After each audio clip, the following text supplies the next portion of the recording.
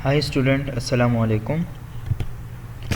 आज का जो हमारा टॉपिक है ये थर्ड सेमेस्टर एमएलटी और एनेस्थीसिया वालों स्टूडेंट के लिए है। और आज हमने पढ़ना है आरबीसी मॉर्फोलॉजी। हमने आरबीसी एरिथ्रोपोएसिस पढ़ा, फिर उसके बाद आरबीसी के स्ट्रक्चर के बारे में पढ़ा और फिर आरबीसी हेमोग्लोबिन के बारे में पढ़ा और एनीमिया के बारे में पढ़ा। अब हम पढ़ते हैं आरबीसी की मॉर्फोलॉजी के बारे में कि आरबीसी जो है वो दिखता कैसे है और जो नॉर्मल मॉर्फोलॉजी है उससे हट के इसमें कौन कौन से टाइप्स आ सकते हैं आरबीसी के। तो इस मॉर्फोलॉजी को नॉर्मल मॉर्फोलॉजी से जो डिविएशन है उसको फिर डिवाइड किया गया है कि साइज़ के बेस पर इसमें चेंजेस आती हैं या हेमोग्लोबिनाइजेशन के बेस पर इस पर चेंजेस आती है या जो स्ट्रक्चर है, शेप है वो चेंज हो जाता है या इसके अंदर कोई और ऑब्जेक्ट्स आ जाते हैं कुछ। तो इस सब बेस पर फिर आरबीसी के मॉर्फोलॉजी को मज़ीद डिवाइड किया गया है। आरबीसी को अगर आप लोग माइक्रोस्कोप पर देखना चाहें तो इसके लिए आपने कलर देना होगा आरबीसी को, जिसको आप सिंपली कह सकते हैं स्टैन करना होगा, मीन कलर देना होगा। तो आरबीसी जितनी भी ब्लड हेमाटोलॉजी में जब हम यूज़ करते हैं हेमाटोलॉजी में तो रोमानस्की स्टैन जो है वो ज़्यादा यूज़ होते हैं, जिसमें जिम्जा, फील्ड, लीशमन और राइट स्टैन आते हैं। तो red cell morphology can be defined as the appearance of the erythrocyte on Giemsa stain smear. तो जिम्जा स्टैंड करते हैं आरबीसी के मॉर्फोलॉजी को और ये एक डिफरेंशियल प्रोसीजर है क्योंकि आपने आरबीसी को देखना होगा कि आरबीसी सारे नॉर्मल है, कहीं पर डायमॉर्फिक पिक्चर तो नहीं आ रही और साइज़ इन सब का सेम है या डिफरेंट है, इनमें कोई और शेप के आरबीसीज तो नहीं पाए जाते, कहीं पर कलर डिक्रीज़ और इंक्रीज़ तो नहीं हो रहा, लाइट कलर और डार्क कलर तो नहीं आ रहा, कहीं आरबीसी के अंदर कोई पैरासाइट, कोई ऑब्जेक्ट्स, कोई आरएनए रेमनेंट्स तो नहीं आ रहे, कुछ ऐसे जो कि एक्सेप्शनल केसेस है वो तो नहीं आ रहे। तो अगर ये सारी आपने देखनी होगी तो आरबीसी की आपने क्या करनी होगी, कलर देना होगा, जिसको स्टैनिंग कहते हैं, स्टैन करना होगा।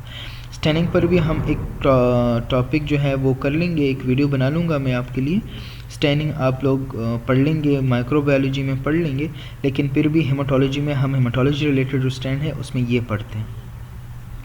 तो कहते हैं कि आरबीसी को सबसे पहले 1674 में एक डच माइक्रोस्कोपिस्ट लीवनहोक उसने डिस्क्राइब किया था, लीवनहोक ने। और कहते हैं कि आरबीसी कैसे दिखाई देता है कि एक मेम्ब्रेन होता है जिसने सराउंड किया होता है प्रोटीन को और इलेक्ट्रोलाइट को। तो जैसे बाकी सेल होते हैं सेम इसी तरह का आरबीसी भी होता है, बस इसका साइज़ जो होता है शेप जो है वो एक डिस्क लाइक होता है, कॉन्केव होता है। और इसके अलावा आरबीसी अगर इसकी मेम्ब्रेन आप देखें तो मेम्ब्रेन भी सेम ही होती है बाकी की तरह। RBC membrane is made up of 3 layers. Outer layer made of glycoproteins जिसमें एंटीजन आते हैं। मिडल लेयर जो होता है वो फॉस्फोलिपिड्स का होता है, जैसे कि बाकी लेयर्स के बारे में हमने पढ़ा, बाकी सेल्स के बारे में कि उनके सेल मेम्ब्रेन जो होता है वो कैसे पाया जाता है, वो लिपिड बाई लेयर होते हैं। तो इनका भी फॉस्फोलिपिड बाई लेयर ही है और फिर इनर लेयर में जो है वो प्रोटीन मॉलिक्यूल पाए जाते हैं। तो ये आरबीसी का मेम्ब्रेन है। अगर एमसीक्यूज़ में आता है कि आरबीसी के मेम्ब्रेन में कितने लेयर है, तो आरबीसी के मेम्ब्रेन में जो है वो 3 लेयर है। Composition of RBC membrane 52% protein, 40% lipids and 8% carbohydrate. ये जो है इनकी कंपोजिशन है। पेपर में एज सच तो कुछ नहीं पूछते, लेकिन फिर भी आप लोगों को याद होना चाहिए। नॉर्मल मॉर्फोलॉजी अगर आप देखें तो फ्रीजाइल है, नॉन न्यूक्लिएटेड है, न्यूक्लियस में नहीं पाया जाता। आप लोगों को याद है कि बेसोफिलिक स्टेज पर न्यूक्लियस जो था वो एक्सक्लूड हो गया था। बाइकॉनकेव डिस्क लाइक शेप्ड है, average diameter 7.4 microns, how smooth round surface, whole cell is filled with hemoglobin. RBC के जो 34% वॉल्यूम होता है वहाँ उसमें हेमोग्लोबिन ही पाया जाता है। तो आरबीसी में हेमोग्लोबिन होता है और लाइफ स्पेन इसका 120 डेज़ है। ये इसकी नॉर्मल मॉर्फोलॉजी है। आप देख सकते हैं ये बीच में जो हिस्सा है यहाँ पर हेमोग्लोबिन फेरेफ्रीज में पाया जाता है। तो फेरिज्मी में फेरेफ्री पे हेमोग्लोबिन ने क्या है कि एओसिन स्टैन जो है, यूसिन स्टैन जो कि एक एसिडिक स्टैन है और ये basic component of the cell जो होगा उसको स्टैन देगा। तो इसको यहाँ पर स्टैन किया हुआ है, कलर दिए हुए आप देख सकते हैं यहाँ पर। और बीच में जो है यहाँ पर हेमोग्लोबिन की कंसंट्रेशन बहुत कम होती है। तो 1/3 ऑफ द सेल जो होते हैं वो ऐसे पेल आ जाते हैं, यहाँ पर कोई भी कलर, कोई भी स्टैनिंग नहीं लेता सेल। तो ये नॉर्मल मॉर्फोलॉजी आप देख सकते हैं कि सारे सेल तकरीबन सेम साइज़ के हैं, ऐसे नहीं कि कोई सेल छोटा है और कोई सेल बड़ा है। क्लियर? तो सारे सेल तकरीबन जो है वो सेम ही है। ये जो है हमारे पास मॉर्फोलॉजी ऑफ आरबीसीज हैं, आप देख सकते हैं सारे सेल जो है वो तकरीबन आलमोस्ट जो है वो सेम साइज़ के हैं, सेम कलर के हैं। लेकिन अब हम देखेंगे इसमें कि ऐसे कौन सी डिफ्रेंशिएशन आ सकती है किसी स्लाइड्स में कि वहाँ पर आरबीसी में इसके अलावा जो चेंजेस हो वो हम देखेंगे।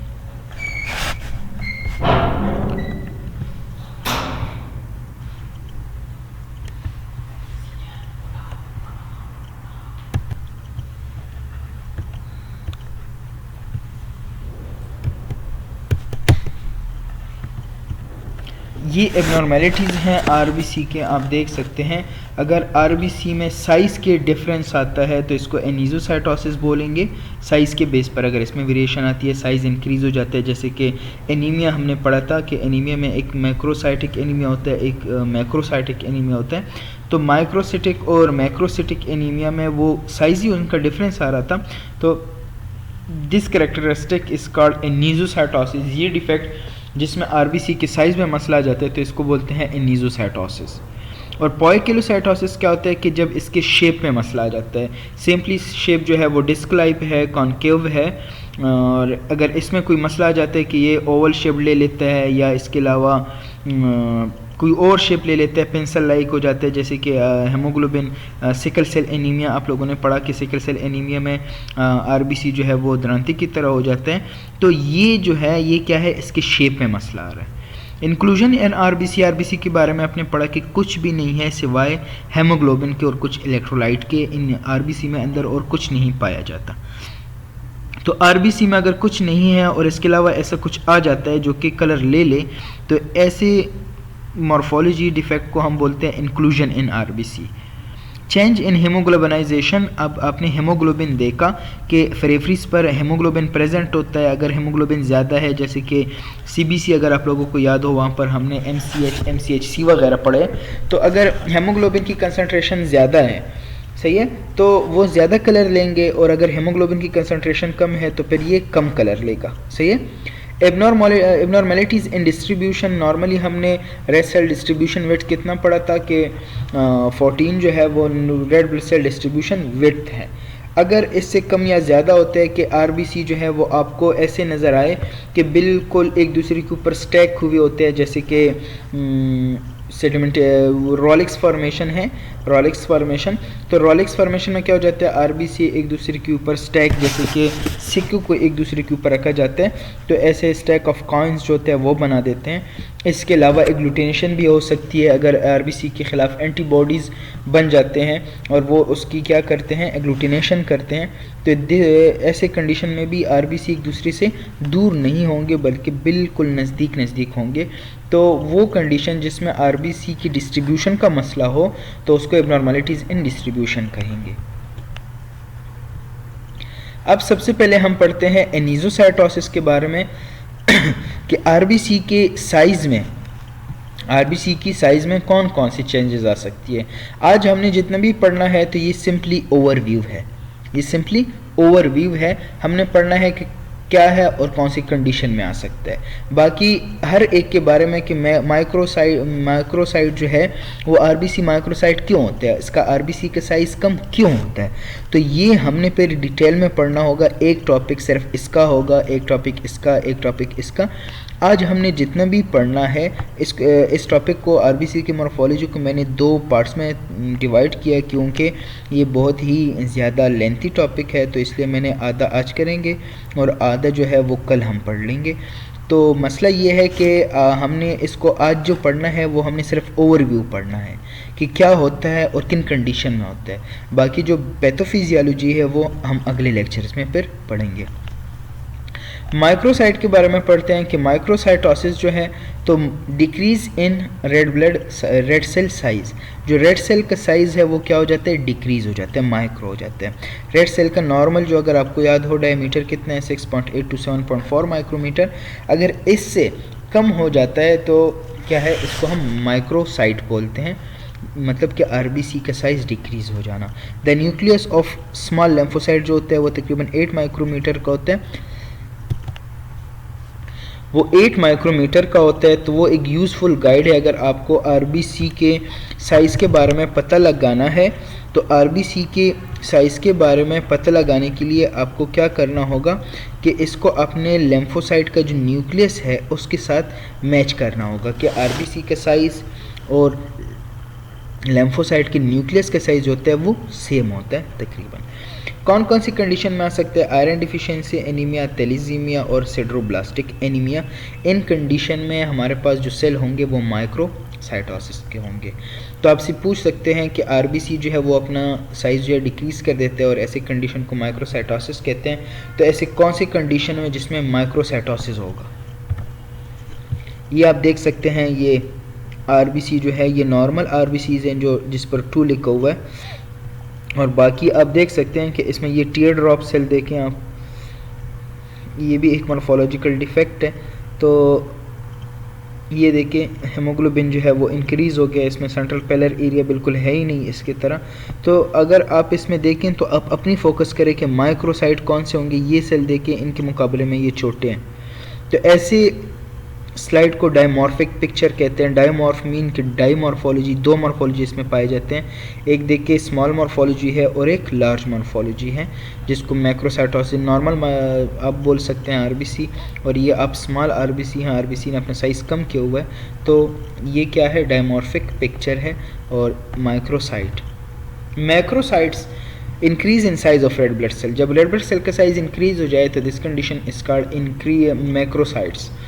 रेड सेल के अगर डायमीटर जो है वो 9 माइक्रोमीटर से इंक्रीज़ हो जाए तो ऐसी कंडीशन को क्या कहते हैं, मैक्रोसाइट कहते हैं। में बी राउंड और ओवल इन शेप। अब यहाँ पर आप लोग देख सकते हैं कि ये नॉर्मल आरबीसीज हैं, ये नॉर्मल आरबीसी आप देख सकते हैं। अब इनको देखें, ये जो आरबीसी है ये अपनी शेप से बहुत ही ज़्यादा बड़े हैं, तो ऐसी कंडीशन को मैक्रोसाइट बोलते हैं। Found in megaloblastic anaemia, excess of alcohol, liver disease, aplastic anaemia. ये जो है वो मैक्रोसाइट का बता रहे हैं आपको। तो मैक्रोसाइट अगर आपको एनीमिया का लेक्चर याद हो, हमने वहाँ पर पढ़ा हुआ था मेगेलोब्लास्टिक एनीमिया और परनीशियस एनीमिया, जिसमें आरबीसी का जो साइज़ है वो नॉर्मल से इंक्रीज़ हो जाता है। स्फीरोसाइट्स है। अब स्फीरोसाइट्स क्या है कि स्फीरोसाइट पूरा आरबीसी जो है वो कलर ले लेते हैं। जो बीच में पेलर होता है, ये जो पेलर एरिया होता है जहाँ पर स्टेन नहीं होता, जहाँ पर कलर आरबीसी नहीं लेता, ये जगह बिल्कुल ख़त्म हो जाता है। अगर आप यहाँ पर देख सकते हैं, ये आरबीसी का जो पूरा आरबीसी है इसने कलर लिया हुआ है, ठीक है। ओकेजनली स्मॉल सेल होते हैं, सेल जो होते हैं अगर आप देख सकते हैं ये नॉर्मल आरबीसी हैं, तो ये इससे क्या हुआ है, कम हो गया ना साइज़ में, तो साइज़ भी इनका कम होता है। एक बात तो ये आप याद रखें। दूसरी बात क्या है कि बीच में से जो पेलर होता है, जो अनस्टैंड एरिया होता है, वो भी स्टैंड ले लेता है।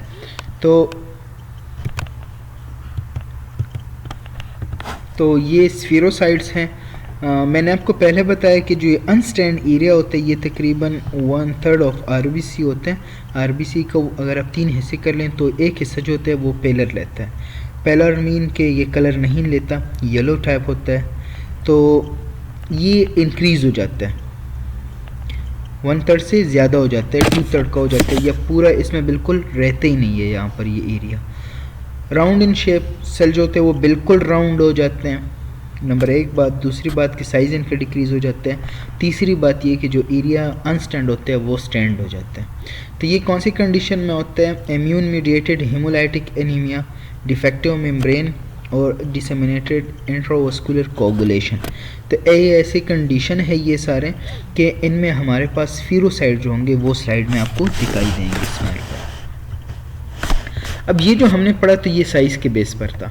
आपने पढ़ा कि माइक्रोसाइट्स हैं, आरबीसी जो है इनका कलर जो है वो डिक्रीज़ हो गया है। इसके अलावा मैक्रोसाइट आप लोगों ने पढ़ा कि आरबीसी के साइज़ इंक्रीज़ हो गया। फिर स्फीरोसाइट आप लोगों ने पढ़ा कि आरबीसी के साइज़ डिक्रीज़ होने के साथ साथ पेल कलर जो है पेलर एरिया जो होते हैं वो भी ख़त्म हो गया। अब हम हेमोग्लोबिनाइजेशन के बारे में पढ़ेंगे कि हेमोग्लोबिन ज़्यादा है या कम है। MCHC नॉर्मल हेमोग्लोबिन जो है वो इंक्रीज़ है या डिक्रीज़ है। तो इसके दो कंडीशन जो है, या तो हेमोग्लोबिन डिक्रीज़ होगा हाइपोक्रोमेसिया होगा, या इंक्रीज़ होगा पॉलीक्रोमेसिया होगा। तो डिक्रीज़ इन हेमोग्लोबिन कंसनट्रेशन, हेमोग्लोबिन जो होते हैं उसके कंसनट्रेशन में डिक्रीज़ आ जाते हैं, तो this condition is called hypo mean कम, क्रोमेसिया मीन कलर। तो increase in the red cell central pallor, अब वहाँ पर अगर स्फीरोसाइट आप लोगों को याद हो, वहाँ पर ये पेलर जो था, ये एरिया जहाँ पर स्टैंड नहीं है, अनस्टैंड एरिया है, ये कम हो गया था, ख़त्म हो गया था। तो यहाँ पर ये जो अनस्टैंड एरिया है वो ये इंक्रीज़ हो गया from the normal third of the red cell diameter, जो कि एक हिस्सा होता है। अगर आप आरबीसी के 3 हिस्से करें तो 1/3 जो होता है नॉर्मल का, इससे ये ज़्यादा हो जाता है। आयरन डिफिशियंसी और थैलेसीमिया में ये कंडीशन हमारे पास, किन कंडीशन में? आयरन डिफिशियंसी एनीमिया और थैलेसीमिया में ये आता है हमारे पास हाइपोक्रोमेसिया। आप देख सकते हैं आरबीसी फुल कलर नहीं ले रहा, इसका मतलब ये है कि हेमोग्लोबिन जो है वो कम है। अगर हेमोग्लोबिन कम है तो स्टैंड जो है वो हेमोग्लोबिन ही स्टैंड लेगा, कलर जो है वो हेमोग्लोबिन लेगा। हेमोग्लोबिन नहीं है तो इसकी वजह से क्या है, आरबीसी पूरा कलर नहीं ले रहा। In this condition occur in iron deficiency anaemia and thalassaemia. Polychromasia में क्या है कि red cell stain shades of blue grey as a consequences of uptake of both eosin and basic dyes. अब बात क्या है यहाँ पर कि नॉर्मल जो आरबीसी है वहाँ पर तो सिर्फ हेमोग्लोबिन पाया जाता है, और ईओसिन स्टैंड जो है जो कि एक एसिडिक स्टैंड है, और वो basic component of the cell को क्या करेगा, कलर देगा, तो उसको तो दे देगा। लेकिन साथ अगर आप लोग देखें तो यहाँ पर क्या आ जाता है कि एसिडिक कंपोनेंट जो होते हैं, acidic component of the cell, वो भी कलर ले लेते हैं। इसका मतलब ये है कि आरएनए जो रेमिनेंट्स है वो यहाँ पर रह गए हैं, एक्सक्लूजन उनकी अच्छी तरह नहीं हुई, न्यूक्लियस के जो रेमिनेंट्स होते हैं वो उनको बाहर नहीं निकाला गया है सही तरीके से। तो इसकी वजह से नॉर्मल हेमोग्लोबिन जो है वो तो कलर लेता है, लेकिन साथ में जो एसिडिक कंपोनेंट है उन्होंने भी कलर लिया हुआ है। Often slightly larger than normal red blood cell and round in shape इनका वही राउंड ही होता है, लेकिन साइज जो होता है वो ज़्यादा हो जाता है, इंक्रीज़ हो जाता है। आप देख सकते हैं कि यहाँ पर पॉलीक्रोमेसिया मीन, पॉली मीन मल्टी, ज़्यादा, क्रोमेसिया मीन कलर, तो एक आरबीसी में आपको मल्टी कलर दिखाई देंगे। अब ये आरबीसी हैं, आप लोग देख सकते हैं इसका बाउंड्री जो है वो एक कलर ले रहा है, बीच में से दूसरा कलर है। अब यहाँ पर आप देख सकते हैं कि हेमोग्लोबिन ने भी कलर लिए हुए है, बीच में से या पर्पल कलर जो है ये भी आया हुआ है, ये देख सकते हैं आप, ये देख सकते हैं, ये देखें आप, आरबीसी जो है वो अपने कलर से क्या है, इंक्रीज़ है, सॉरी साइज से भी इंक्रीज़ है, और साथ इसमें डुअल कलर आ रहा है, 2 कलर आ रहे हैं। तो ऐसे को पॉलीक्रोमेसिया बोलते हैं। Any situation with reticulocytosis, retic count जो है अगर वो इंक्रीज़ हो जाता है तो ऐसे कंडीशन में ब्लीडिंग होती है, हेमोलिसिस हो रही है, तो ऐसे कंडीशन में पॉलीक्रोमेसिया होगा। आरबीसी जो है वो आपको पॉलीक्रोमेटिक नज़र आएंगे। अब है एबनॉर्मेलिटीज़ ऑफ डिस्ट्रीब्यूशन। हमने साइज़ के बारे में पढ़ा, माइक्रोसाइट, मैक्रोसाइट, स्फीरोसाइट, फिर कलर के बेस पर पढ़ा हाइपोक्रोमेसिया और हाइपरक्रोमेसिया। अब हमने डिस्ट्रीब्यूशन के बारे में पढ़ना है कि आरबीसी एक दूसरे से दूर दूर है या एक दूसरे के साथ बिल्कुल स्टैक हो गए हैं। तो अगर ऐसी डिफेक्ट को आप देखेंगे तो आपको एक रोलिक्स फॉर्मेशन आएंगे और एक एग्लूटिनेशन आएगी। अब रोलिक्स फॉर्मेशन क्या है और एग्लूटिनेशन क्या है? रोलिक्स फॉर्मेशन तो ये है कि आरबीसी एक दूसरे के ऊपर क्या आ जाए, एक दूसरे के ऊपर हो जाए, तो ऐसी कंडीशन को रोलिक्स फॉर्मेशन कहते हैं। अगर वो एक लेडर की फॉर्म में आ जाए या एक पाइल स्टैकिंग जो होती है, कॉइन स्टैकिंग, उनकी शेप में आ जाए, तो ऐसी कंडीशन को रोलिक्स फॉर्मेशन बोलते हैं। ईएसआर में असल अगर रोलिक्स फॉर्मेशन ज़्यादा है तो ईएसआर इंक्रीज़ होगा, ब्लड की विस्कोसिटी ज़्यादा है, एंटीबॉडीज़ ज़्यादा हो जाते हैं, तो ऐसी कंडीशन में रोलिक्स फॉर्मेशन होती है। एग्लूटिनेशन असल में क्या होता है? एग्लूटिनेशन का मतलब ये है कि कोई एंटीबॉडीज़ जो है कोई प्रोटीन जो है वो किसके आरबीसी के ख़िलाफ़ है और आरबीसी को क्या करते हैं, एग्लूटिनेट करते हैं, इनके साथ रिएक्शन करके इनको आपस में जमा करके एक क्लम्पिंग बना देते हैं, तो ऐसे को बोलते हैं agglutination. Normally RBCs are distributed and spread separately, बिल्कुल एक दूसरे से आप देखिए आरबीसी एक दूसरे से दूर दूर पड़ी हुई हैं। अगर ये सारे आरबीसी को मैं एक दूसरे के ऊपर रख के यहाँ पर एक सीढ़ी की तरह बना लूँ तो this condition is called rouleaux formation. अब रॉलिक्स फॉर्मेशन क्या है? Rouleaux formation is the arrangement of cell in a ladder like fashion. अब ये देखें एक आरबीसी, दूसरा, तीसरा, चौथा, पांचवा, अब पता नहीं ये कितने आरबीसी एक दूसरे के ऊपर इन्होंने स्टैकिंग की हुई है, तो इसको बोलते हैं रॉलिक्स फॉर्मेशन। ये आप देख सकते हैं यहाँ पर, ये देखें यहाँ, ये देखें, ये रॉलिक्स फॉर्मेशन है, ठीक है। हाइपर फाइब्रोनेजिनीमिया, जब फाइब्रिन ब्लड में इंक्रीज हो जाए या मल्टीपल माइलोमा की कंडीशन में क्या होगा, रॉलिक्स फॉर्मेशन होगा। एग्लूटिनेशन क्या है? एग्लूटिनेशन मीन कि एक एंटीबॉडीज़ आ जाती है और वो बहुत सारे आरबीसी को आपस में क्लम्प बना देते हैं इनकी, तो ये होता है एग्लूटिनेशन। जैसे कि हम ब्लड ग्रुपिंग करते हैं वहाँ पर एग्लूटिनेशन होती है, तो ब्लड ग्रुपिंग में जो है वो क्या आरबीसी सारे एक दूसरे के इकट्ठे हो जाते हैं बिकॉज ऑफ एंटीबॉडीज़, तो ये एग्लूटिनेशन है। अब नॉर्मल आरबीसी कैसे होने चाहिए, एक दूसरे से दूर होने चाहिए, सेपरेट, और ये अगर ऐसे आ जाते हैं तो ये इनकी क्लम्पिंग है, तो क्लम्पिंग में फिर क्या है, ये एग्लूटिनेशन है। रॉलिक्स फॉर्मेशन आप लोगों ने पढ़ा और एग्लूटिनेशन भी पढ़ा। Irregular clumps of red cells, cluster of red cells, और ये कौन से इनकम्पेटिबल ब्लड ट्रांसफ्यूजन, अगर जो इनकम्पेटिबल ब्लड होंगे आपस में, जिनकी ग्रुप मैच नहीं करेंगे या उनकी क्रॉस मैच जो है वो कंपेटिबल नहीं है और इनकी ट्रांसफ्यूजन हो जाए, तो सिंपली सी बात है कि जो डोनर के हेमोग्लोबिन एंटीबॉडीज़ होंगे या वो, या फिर जो रेसिपिएंट होगा उसके एंटीबॉडीज़ आपस में मिलके क्या बनाएंगे, एक दूसरे के आरबीसी को डैमेज करेंगे, इनकी एग्लूटिनेशन कराएंगे। Infusion of large amount of mismatched plasma, वही बात है कि अगर उनके आरबीसी आपस में मैच नहीं करता तो प्लाज्मा में क्या होंगे, एंटीबॉडीज़ होंगे जो इनकी आरबीसी की लाइसिस करेंगे, इनके एग्लूटिनेशन कराएंगे। तो रह गई बात अब पॉइकिलोसाइटोसिस की और इंक्लूजन की, तो वो हम नेक्स्ट लेक्चर में पढ़ेंगे, क्योंकि फिर वीडियो जो है वो लेंथी हो जाते हैं, फिर आप लोग बोर हो जाते हैं, तो आप लोग पढ़ें।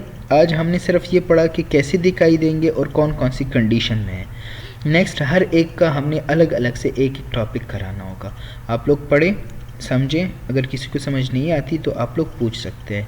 नेक्स्ट लेक्चर तक अपना ख्याल रखिएगा। अल्लाह हाफिज़।